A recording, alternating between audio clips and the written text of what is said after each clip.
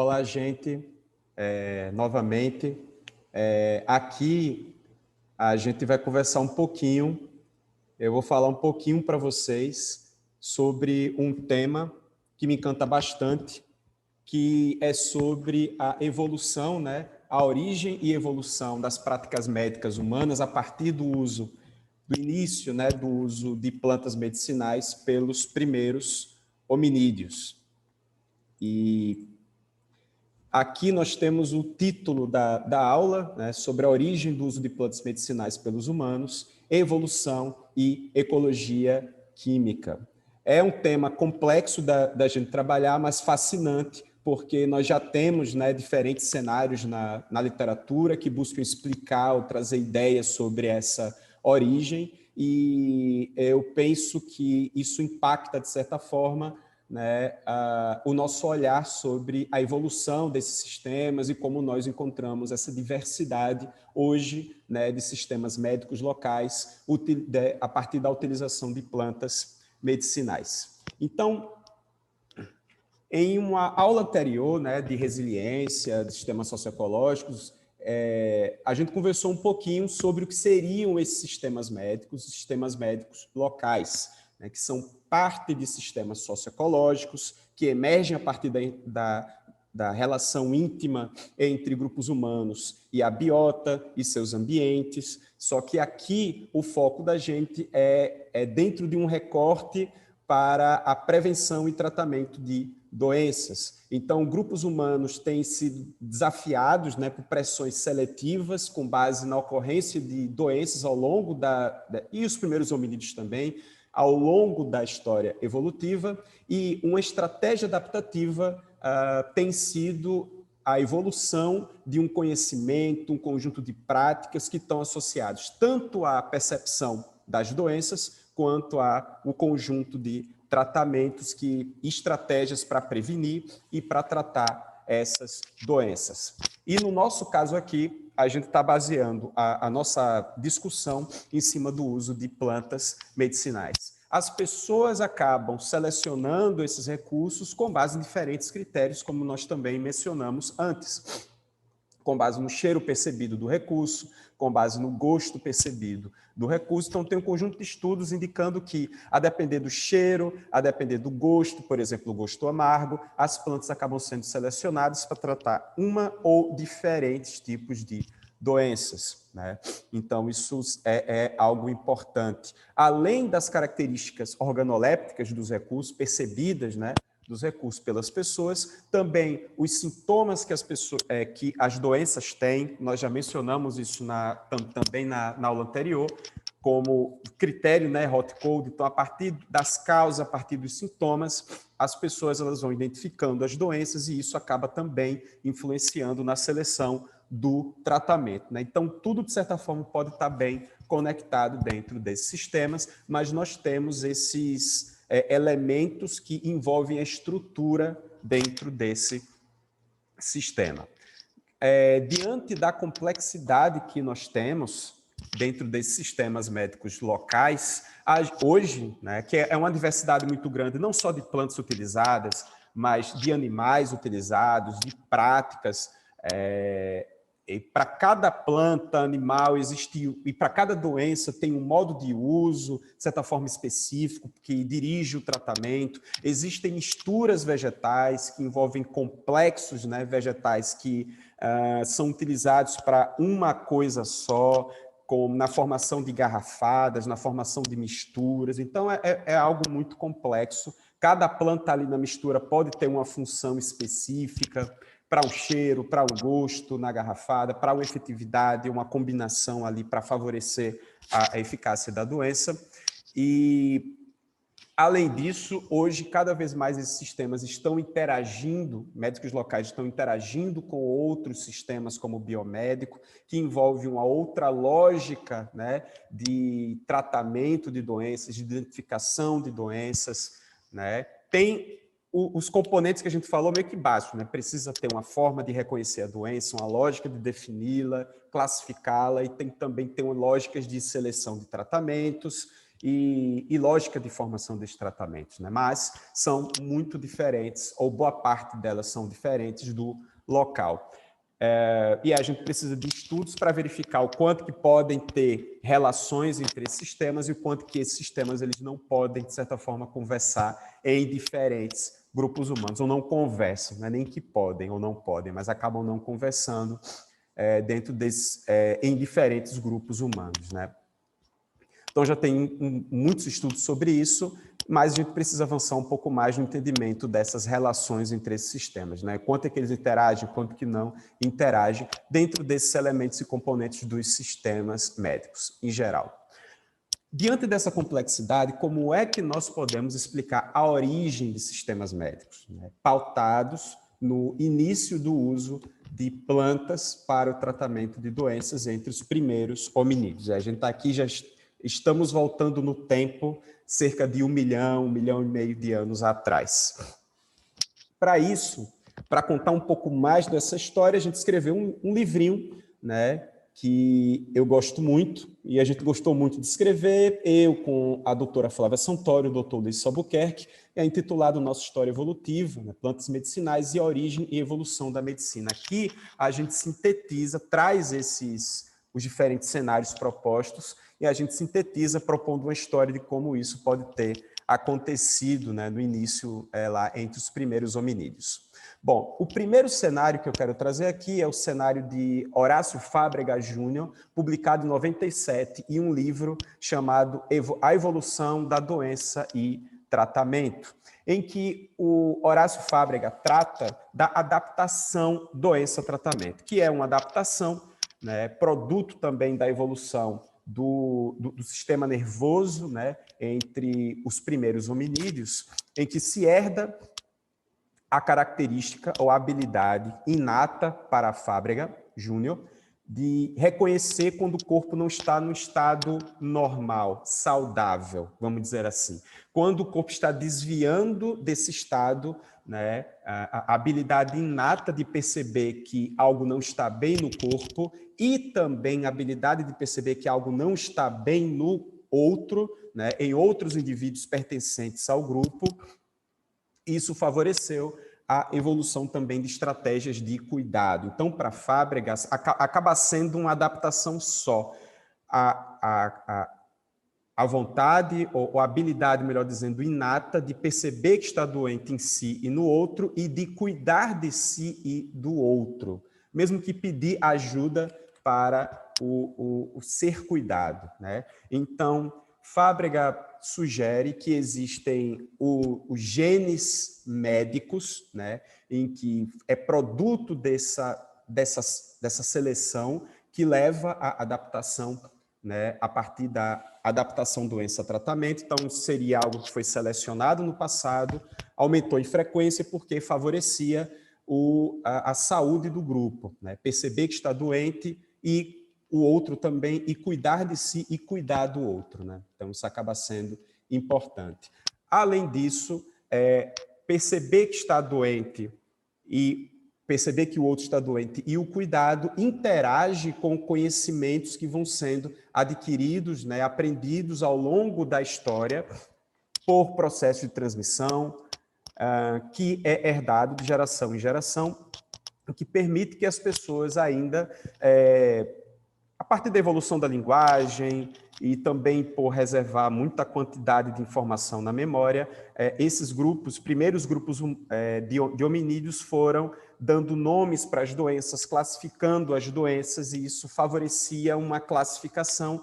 Não basta apenas perceber que algo está doente, mas precisa nomear, identificar essa doença, dirigir qual é a estratégia de cuidado que é aplicada para essa doença. Então, essa classificação, essa organização de toda essa predisposição inata de identificar as doenças, acaba também sendo organizada culturalmente. Então, a evolução cultural e essa evolução da adaptação combinadas permitem um produto fenotípico que é, de fato, a expressão, né, do tratamento em si e do cuidado em si quando está doente, para favorecer a sobrevivência desses grupos. Então, isso está no cenário de Fábrega e nos leva há um outro problema para resolver. Ora, quando os primeiros hominídeos já tinham toda essa estrutura, né, até de cultural, biológica, para poder reconhecer que está doente, dirigir alguma estratégia para cuidar do outro de si e do grupo quando alguns estão doentes,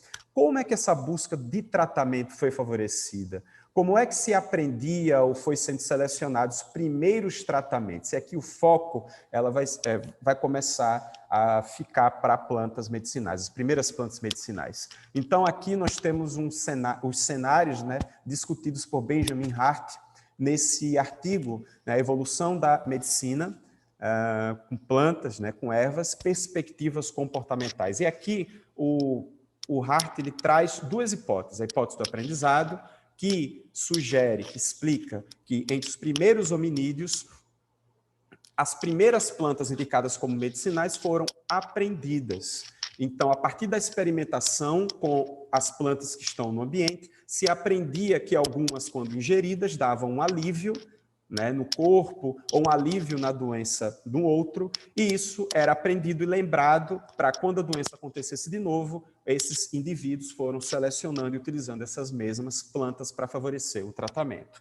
Existe uma outra hipótese, que é a hipótese da seleção natural, que sugere que os indivíduos já nascem com a predisposição de mudar a alimentação, melhor dizendo, para algumas plantas que já favorecem o tratamento de doenças a partir de determinados marcadores, como, por exemplo, o gosto. Então, quando estou doente de uma doença X, né, estou com verme, por exemplo, existe uma predisposição inata de se alimentar de recursos que tenham aquele gosto específico, seria o marcador que levaria, né, à seleção de recursos outros específicos para favorecer o tratamento. Essas hipóteses elas podem parecer concorrentes, excludentes, mas nós acreditamos hoje, né, que elas podem ter se combinado para favorecer a seleção do tratamento. Como, por exemplo, a habilidade de perceber o gosto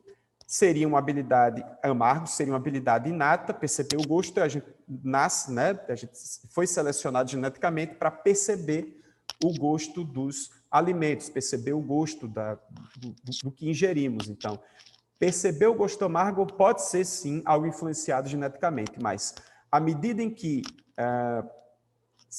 utilizamos algo que é amargo e aquilo dá um alívio, a gente pode aprender e fazer associações entre o gosto e a atividade ou efeito da planta no corpo.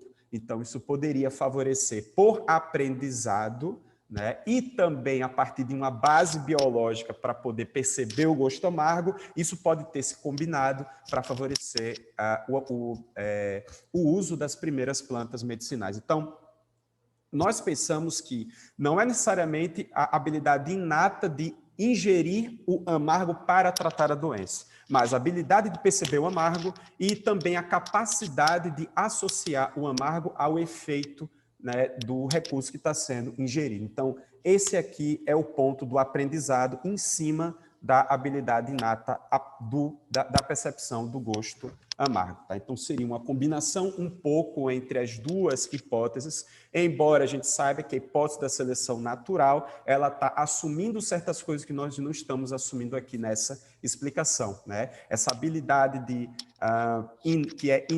pela seleção natural, que seria inata, de ingerir o amargo para tratar doenças, nós não estamos assumindo aqui, né? Mas estamos assumindo que existe um componente que pode ser, né, genético no processo, que é apenas a habilidade de perceber o amargo. Selecionar o amargo para poder tratar planta amarga, para poder tratar a doença, pode ser por experimentação, pode ser por associação e aprendido.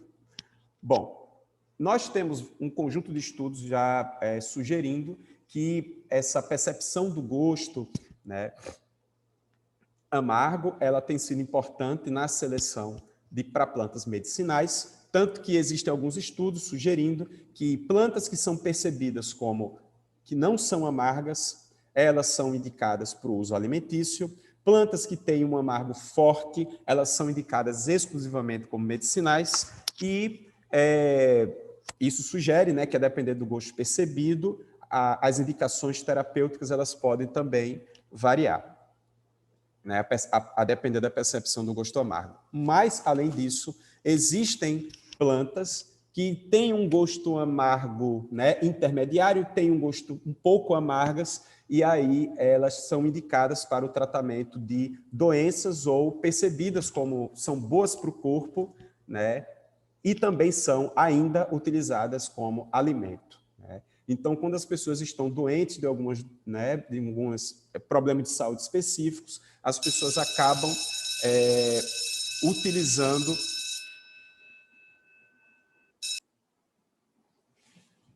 acabam utilizando essas plantas para os dois usos. E acaba que isso é conhecido como plantas que refletem os dois usos, e chega ao ponto que é difícil a gente conseguir separar esses dois usos. Então, viram que é alimento e medicina, né? É uma planta que é utilizada na alimentação, mas também a mesma parte, o mesmo modo de uso que é ingerido na alimentação, as pessoas também indicam que quando estão doentes das doenças XYZ, as pessoas também se alimentam desses mesmos recursos, dessas mesmas partes, mesmo modo de uso, para poder tratar dessas doenças. Então, está tudo junto lá também na alimentação das pessoas. Fica difícil a gente separar o que é alimento, o que é medicina nessas situações. E aí a gente chama que existe um contínuo entre no uso alimentício e medicinal, quando a gente tem essas situações, né?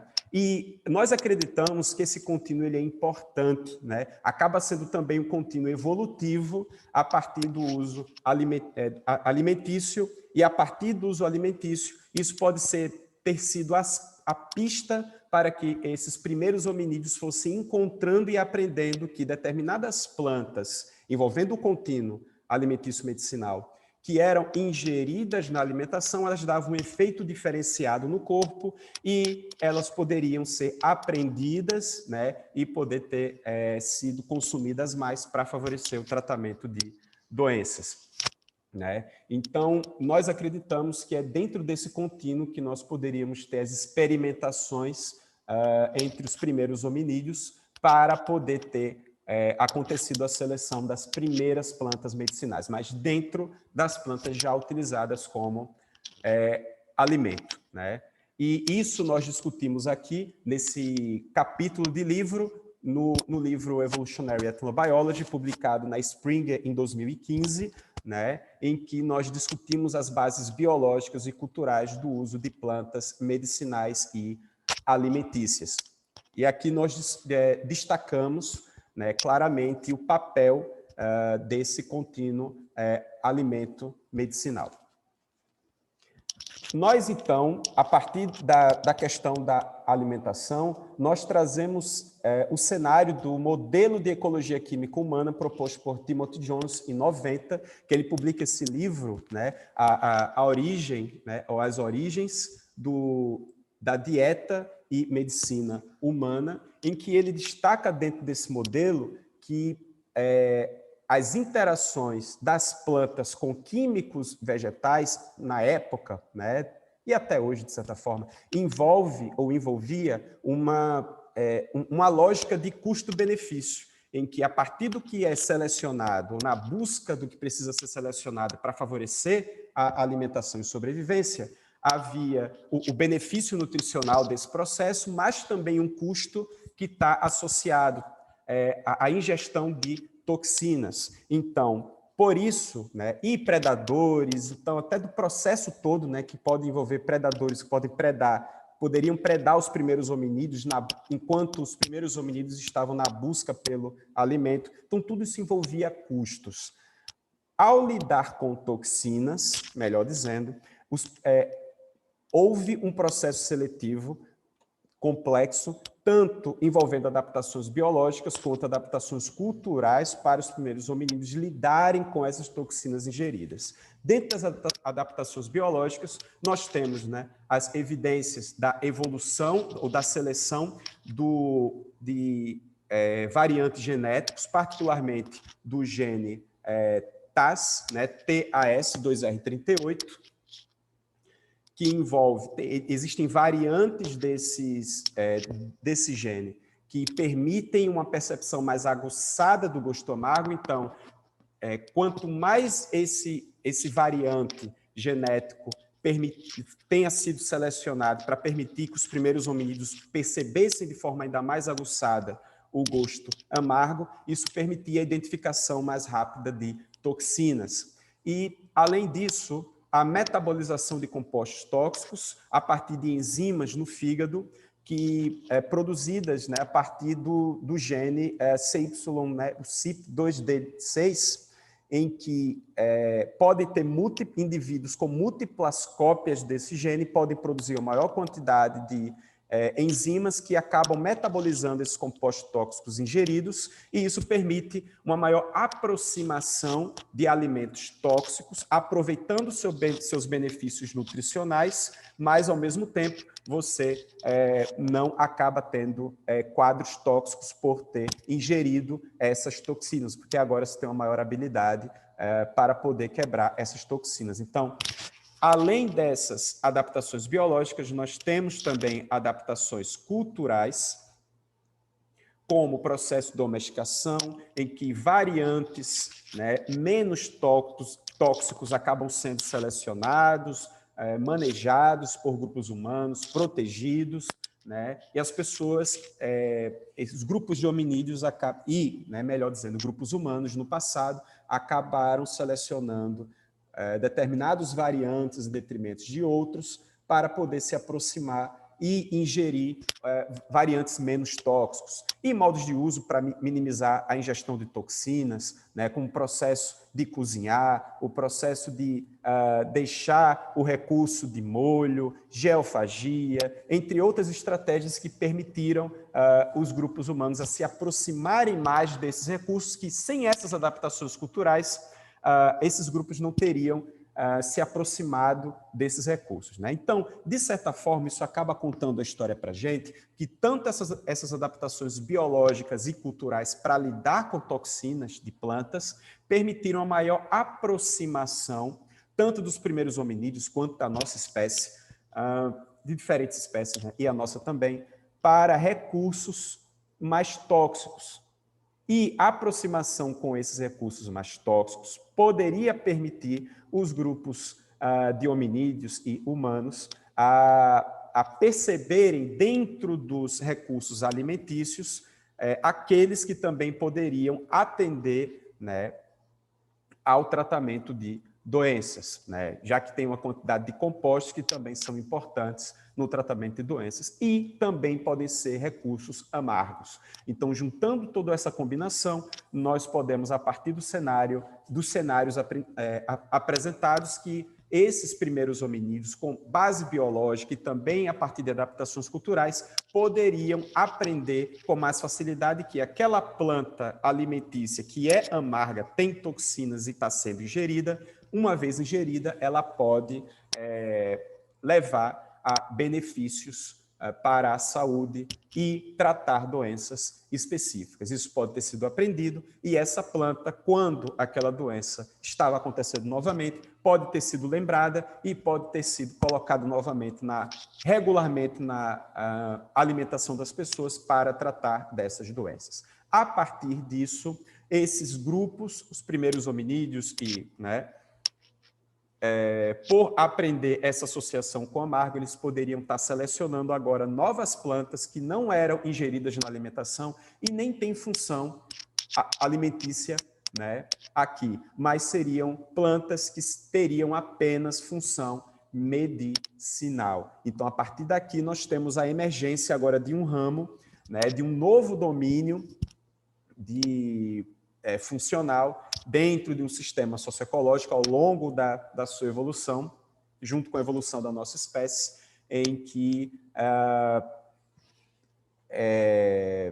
nós temos aí esse ramo medicinal começando a acontecer. E ele evolui, né? Então, hoje nós podemos ter poucas plantas que refletem esse contínuo alimentício medicinal. Um conjunto de plantas que são apenas medicinais e um conjunto de plantas que são apenas alimentícias. E isso pode refletir essa história, né, contínua ao longo do tempo, em que esses sistemas eles vão tendo suas características, né, próprias de seleção de recursos e assim por diante, né? Isso não elimina a ideia de que o uso medicinal ele pode ter derivado do uso alimentício no passado, mas hoje eles têm um contínuo, né, uma lógica, uma história evolutiva, embora comum, eles vão evoluindo ao longo do tempo e as pessoas vão selecionando plantas apenas medicinais que não vão ter nada a ver,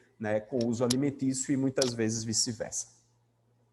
Essa história também ela está presente aqui nesse artigo recente que a gente publicou, em que a gente faz muita ponte entre a evolução do sistema médico local a partir do cenário da ecologia química, né? E aqui a gente discute muito que o uso de plantas na origem da medicina envolve as interações complexas dos primeiros hominídeos com compostos químicos, assim como foi, né, proposto pelo cenário, né, do modelo de ecologia química humana de Timothy Johnson.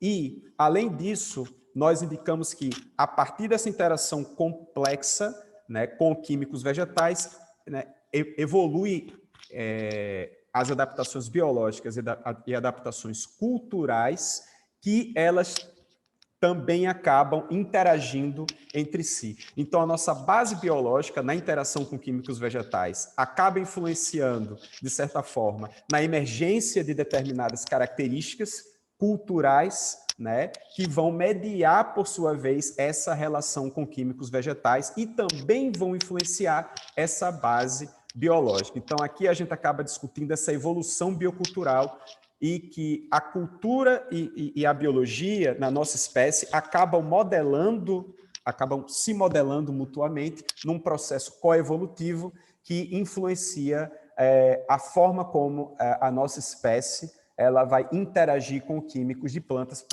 e utilizando a partir disso as plantas para diferentes usos, medicinal, alimentício, entre outros, né? Então, a partir da base biológica, informações culturais podem emergir e, a partir disso, ao longo do tempo, essas características culturais, elas, ao modelar a nossa relação com químicos de plantas, podem favorecer pressões seletivas, que, por sua vez, influencia também a nossa própria base biológica, que vai, assim, também influenciar processos culturais no futuro. Então, isso é algo muito interessante da gente estudar daqui para frente e a gente acaba discutindo exemplos na literatura nesse cenário, né, coevolutivo. Então, o que nós estávamos falando antes do aprendizado, seleção natural, acaba interagindo aqui, de modo que a cultura e a biologia se influenciam fortemente dentro desse processo da nossa interação com químicos vegetais, né? Isso, no nosso melhor conhecimento, pode explicar o início e a evolução de sistemas métricos locais com base no uso de plantas. Então, por enquanto é isso, gente, e desejo bons estudos e a gente vamos nos encontrar em breve para discutir um pouco mais sobre essas ideias aqui.